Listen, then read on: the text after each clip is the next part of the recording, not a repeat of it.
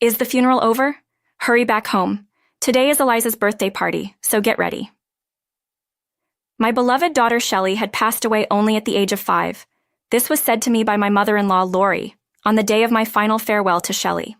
She didn't attend her own granddaughter's funeral, and instead asked me to come back for her sister-in-law Eliza's birthday party. I wondered if she had lost her mind.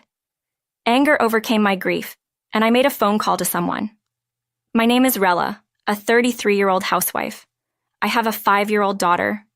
My husband Milo, 2 years my senior, and I met through a friend's introduction. We married 6 years ago and were blessed with a child soon after, our daughter Shelley. She is just 5 years old now, at her cutest age. It's so cute, yet her fate was cruelly harsh. Shelley was frail. 2 years ago, when she was 3, she began to have fevers and cold downs repeatedly. She also had swelling in her neck. Thinking it might be months, we went to the hospital, where we were told, "You need to get tested at a larger hospital immediately." That's what the doctor told me. After various tests at the general hospital and waiting anxiously, the diagnosis was finally revealed: malignant lymphoma, a form of childhood cancer. My world went dark as I pleaded, "This must be a mistake, right, doctor? Tell me it's not true." Despite the presence of the doctor and nurses, I broke down in tears. Immediate hospitalization was necessary, and although we went home to gather essentials, I couldn't stop crying. My husband Milo, while shedding tears himself, strongly encouraged me. "We need to stay strong. It's going to be okay. Shelley will get better." Yes, he said it forcefully and encouraged me. We were briefed about the illness and treatment, and I had to sign consent forms for blood transfusion and surgery. The tough treatments continued: IV trips, blood draws, blood transfusions, chemotherapy. I quit my part-time job to be with Shelley at the hospital all the time. Milo occasionally took time off work to visit and would say, "Take a break sometimes, otherwise you'll collapse too." When he took over the visits, I would take care of things at home or get some sleep to maintain my strength. For the first few days in the hospital, Shelley cried a lot. Gradually, as she got used to the hospital routine, she cried less. Nurses would praise her. Shelley didn't cry at all today during her injection. I was praised. Despite hair loss and a weakened condition due to the side effects of chemotherapy, she never complained and always smiled. She was happy to see us. She loved drawing. "Dad, Mom, look." On a day we both visited, Shelley showed us a drawing of Milo and me in her sketchbook. "Shelley, it's really good," I said. Shelley, always talkative, would chat away in her hospital bed, giving us more strength. Instead, when her white blood cell count was low, she had to stay inside a clean room. But after about a month, as her blood count improved, she was allowed to go home for a few days. Shelley said, "I want to go to preschool," so we visited for the first time in a while. Seeing Shelley playing happily with her friends filled us with joy. When we got home, my mom came to visit. "Shelley, you're doing so well," she said. Seeing Shelley being pampered and playful in Mom's arms, it seemed unbelievable that she was ill. "Mom, it smells like home," Shelley said, smelling the scent of a towel blanket that had been drying at home for a few days. She was energetic, but then she said, "Mom, my head hurts." Shelley looked vacant and complained. "Let me see. Oh, you have a bit of a fever. Wait here, I'll make some soup." I put Shelley to bed and hurriedly finished the housework, then started making soup. At that moment, the doorbell rang. When I checked the monitor, it was Lori. I regretted not ignoring it. "Lori, what brings you here?" I asked. "Do I need a reason to visit my son's house?" she replied. I wanted to say, "Yes, you do," but I kept silent. Normally, I would have gladly welcomed a kind mother-in-law, but unfortunately, Milo's mom, Lori, was the last person I wanted to see. "What are your hobbies?" harassing my daughter-in-law. I suppose that would probably be her reply. Since the beginning of our marriage, I have been continuously harassed by Lori, insulted for not having a higher education, for being tall and not cute enough. I was amazed at her ability to come up with such hurtful words, but when my father-in-law was alive, he played the role of a stopper, scolding her, which made things a bit bearable. After he passed away from illness in our second year of marriage, the harassment intensified. With no one to watch her, she would order steak for me at meals or suddenly turn off the hot water while I was showering, just petty things like that. Milo has an older sister, Eliza, a successful career woman. Her husband, my brother-in-law, is a prosecutor, and Lori is proud of Eliza. She always compares me to Eliza, making snide remarks. Eliza has a son, Jace, in 2nd grade. When we visited for Christmas, the difference in how Lori treated Jace and Shelley was blatant. Even though Shelley is her granddaughter, does she not find her adorable just because she dislikes her daughter-in-law? As I was busy making soup, Lori butted in from next door. Yes, Shelley has a fever, I thought. If you don't have any business here, just leave. But then again, really, such a frail child. I wonder who she takes after, certainly not our family. Your dad had cancer, right? Right, Lori. I've told you many times this illness is not hereditary. Indeed, my dad passed away from cancer when I was in high school. However, malignant lymphoma is not hereditary, except for certain virus-related cases. How many times do I have to explain the same thing? Is she senile? In the end, Lori just glanced at Shelley, spewed her venom, and left. I wondered if it was dementia. In the end, I took a look at Shelley's face, said a few sarcastic comments, and left. What was her purpose? Just bored? Shelley spent a year alternating between living inside the clean room and having a few days at home. As her blood count improved, after about a year and a half in the hospital, she completed the planned treatment and we were able to bring her home. She could go back to preschool, and we even went on a family outing to the aquarium. She was walking energetically. I never doubted that Shelley would recover, but a year after her discharge, when she turned 5, my worst fears came true: a relapse. The painful treatments continued: spinal injections, radiation therapy, bouts of pneumonia, and high fevers.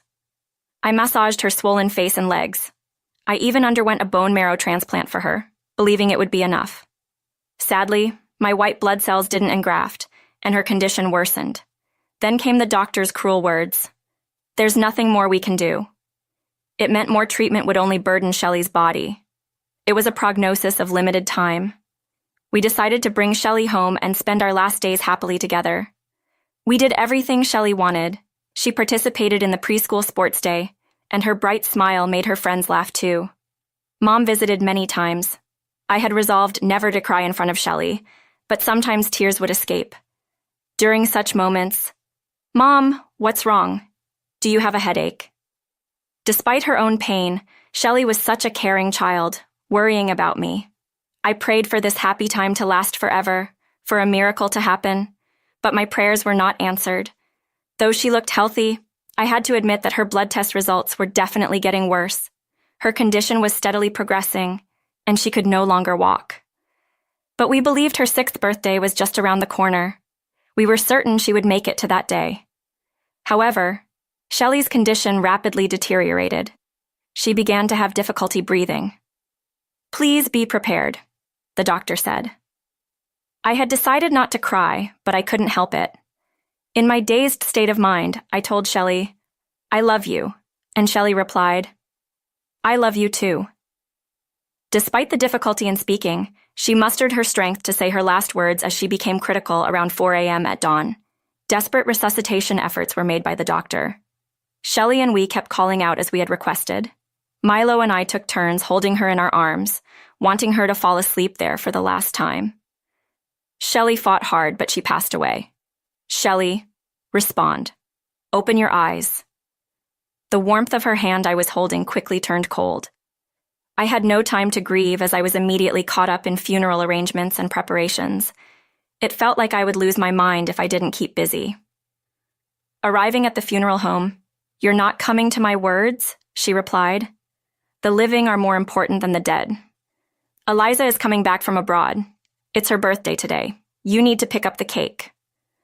I felt dizzy enough with your nonsense. I struggled to contain my anger. "At least bring a present later. You better come, or I won't forgive you." As if you're the one to forgive. I blocked Lori's number and reached out to someone. Many people attended the funeral, coming to say their final goodbyes.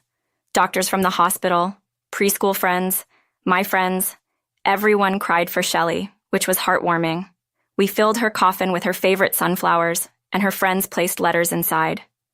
Milo did an admirable job as a representative of the bereaved family.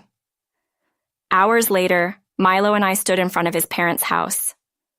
"Milo, Rella, help!" Lori pleaded as we entered.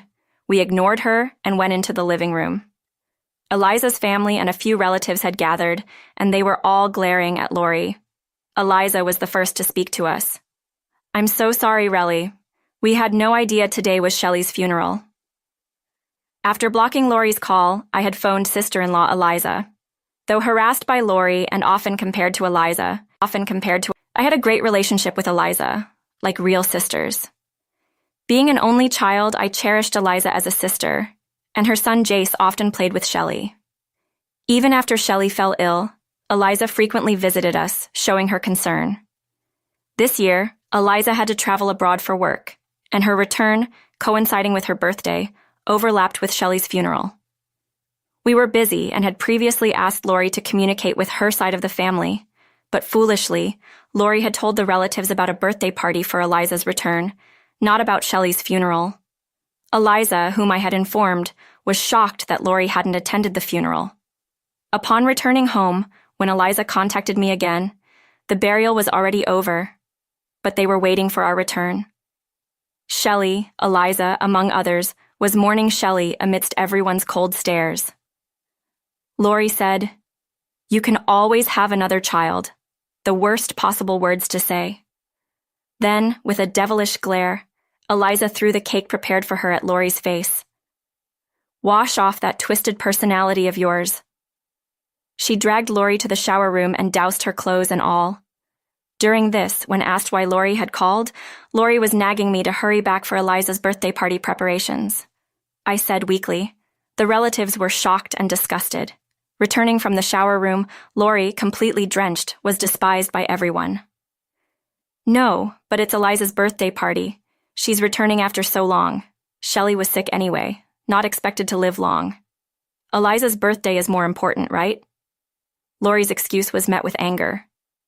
"My birthday party? What nonsense. Calling Rellies for that? If Shelley was so important, how could you not understand Milo's grief over losing her? Why didn't you attend your granddaughter Shelley's funeral?" Eliza furiously confronted her. "No, but..." Lori, unable to think of an excuse, grew quieter. That's when Jace spoke up softly. "Grandma, you don't really love your grandchildren, do you?" "That's not true. I love you, Jace. You're healthy and Eliza's child." "What's that supposed to mean? So, Shelley, my child, wasn't loved because she was ill and your daughter-in-law's daughter?" The anger that had been shaking Milo finally erupted. "No, but Shelley was Michelle's child, so I kept my distance. She was always sick and in bed, not fun at all. So, Jace, Eliza's healthy child, is loved, but my daughter Shelley is not because she was frail. You're insane for prioritizing Shell's birthday over attending her funeral. Have you lost your mind?" These words came from Lori's brother, my uncle-in-law. His wife, my aunt-in-law, added, "She's always been crazy. She harassed us when we got married, even tore my daughter's dress for her piano recital." No one at the scene stood by Lori, who had become utterly diminished. "We're leaving Milo, Michelle. Let's talk again some other time." We exchanged deep hugs with my uncle and aunt-in-law. "We'll be going too. Needless to say, Mom, we're cutting ties with you." "Wait, Milo, I always got yelled at by you, who favored the successful. Is that why you didn't care for Shelley, my child?" "It's not like that, Milo. You know, you didn't study properly like Eliza, didn't listen." "So you only care about those who do as you want, huh?" said Milo sadly. As I handed Lori something beside him, it was a drawing of Lori made by Shelley. In the picture, Lori was smiling. "This, even though you didn't dote on Shelley, she admired you. I hated you, and never saw a smile from you. But maybe Shelley saw you smiling like this." Shelley was a pure and kind child. Even during her treatment, she was more concerned about me. Perhaps in her eyes, she saw a kind Lori. "Shelley," Lori cried for the first time, clutching the drawing. But now it was too late. We're also leaving. I won't ever see Mom again, said Eliza. Wait, don't leave too. Ignoring Lori's words, we all left the in-laws' house. Later, my uncle-in-law's family visited us. They first apologized for Lori's behavior. After praying over Shelley's photo, they lightly spoke of Lori. She seemed remorseful, holding Shelley's drawing, but the things she said and did couldn't be undone. As my aunt-in-law said, Lori had always been troublesome. It's unlikely she'll change now. Following this incident, other relatives also decided to cut ties with Lori. Despite her being so disliked, there was no room for sympathy. Her bizarre behavior over the years made it natural for everyone to distance themselves. She might end up alone, dying in loneliness, but she should live with her regrets. After the funeral, as the busy days passed and the procedures concluded, the loss of Shelley finally hit me. Temporarily blinded, I worried Milo greatly, and my mother had to stay with us for a while. I felt like losing my sanity. I wanted to be with Shelley, overwhelmed by despair. Could I have saved her if I'd taken her to the hospital sooner, been more attentive to her health, but I couldn't take my own life.